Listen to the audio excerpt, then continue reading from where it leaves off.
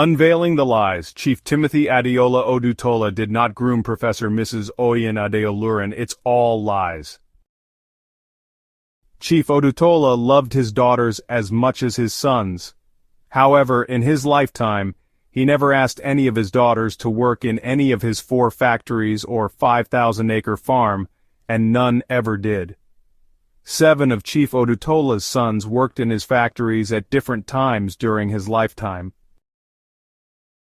In April 1995, at the time of Chief Odutola's passing, he had 7 biological sons who were capable of running his 4 factories, his farm estates, which includes his rubber plantation, his timber plantation, his oil palm plantation, 6 partnership businesses, and to continue building on his legacy.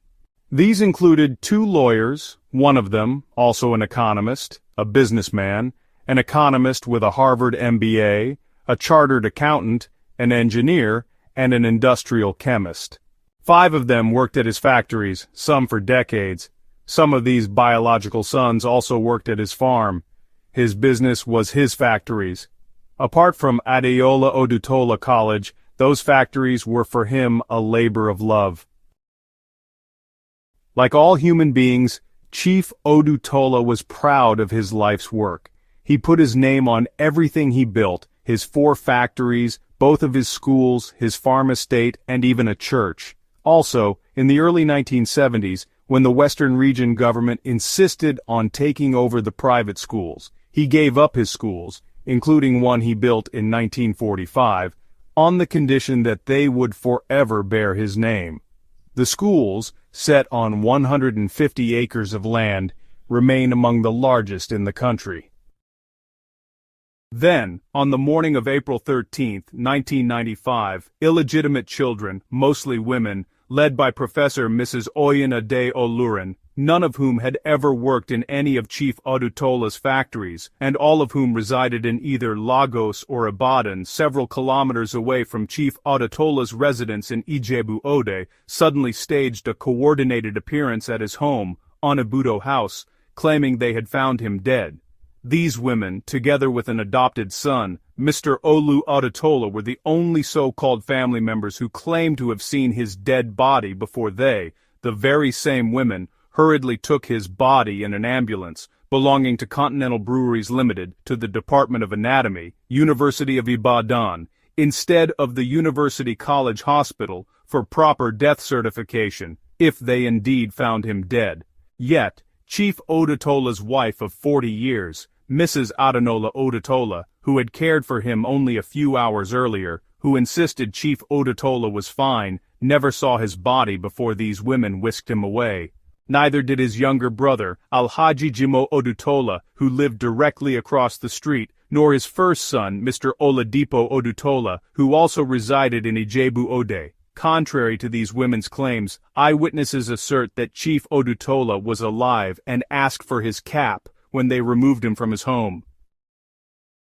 These women, led by Professor Mrs. Oyinade Olurin, who just 3 days earlier on April 10, 1995 had robbed Chief Odutola of his gold, jewelry and estate documents under the pretense of safekeeping, then suddenly after his mysterious hasty burial, on April 28, 1995, armed with a forged will, claiming that Chief Odutola had effectively entrusted them with the management of his businesses. Really? And that's not all. They also produced a series of forged documents alleging that Chief Odutola had given them several lands, including a 2,000-acre estate in Mamu, Ijebu, north of Ogun State. Really? Chief Odutola would hand over his second-largest landholding, a 2,000-acre land, to the Adeyemi family.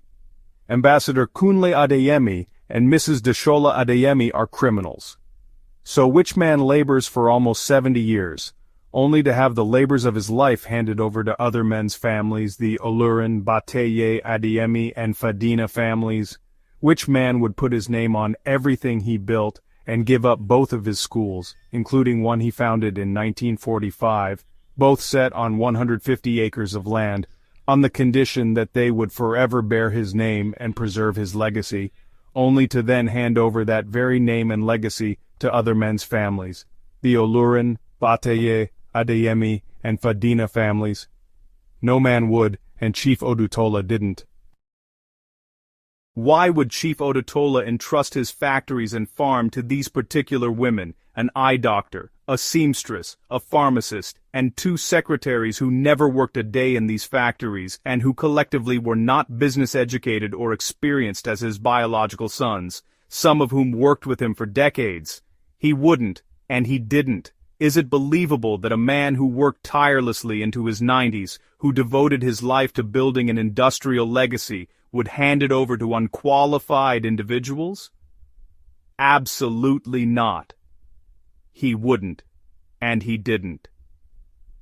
We must stop legitimizing these fraudsters' fantastical claims that Chief Odutola passed his life's work to these women just because they've been repeated for decades. In no culture, neither European nor American, and certainly not in African tradition, are such stories believable. These women, led by Professor Mrs. Oyinade Olurin, along with Mr. Olu Odutola, the adopted son, Chief S.P.A. Ajibade, the crooked lawyer, and Professor Akin Mabogunje, eventually sold the machinery of Chief Timothy Adeola Odutola's 4 factories and closed them down. They destroyed and closed down the factories of the founder of Manufacturers Association of Nigeria and its president for the first 11 years. They ruined and destroyed the farm, including the timber and oil palm plantations. They contributed to the destruction of some of his 6 partnership businesses and devaluation of the rest. Professor Mrs. Oyinade Olurin and her accomplices destroyed an industrial legacy. Chief Odutola did not groom Mrs. Oyinade Olurin, nor did he entrust her with managing his life's work after his passing. She's a liar and a criminal. And after 29 years, on June 6, 2024, the Federal High Court in Abuja publicly confirmed one of the accusations the biological children have been making for decades, that the company documents held by Professor Mrs. Oyinade Olurin, Chief S.P.A. Ajibade, the crooked lawyer, Professor Akin Mabogunje, Mr. Olu Odutola, the adopted son, and their accomplices were forged. The court declared that they had run the company for 27 years as a blatant forgery, essentially labeling them criminals. But soon after the judgment, an unbelievably corrupt judge was assigned to the case. For over a year, the defendants, with the help of the corrupt judge, have evaded accountability, filing no substantive defense, only frivolous technicalities and securing endless adjournments, because the evidence against them is undeniable.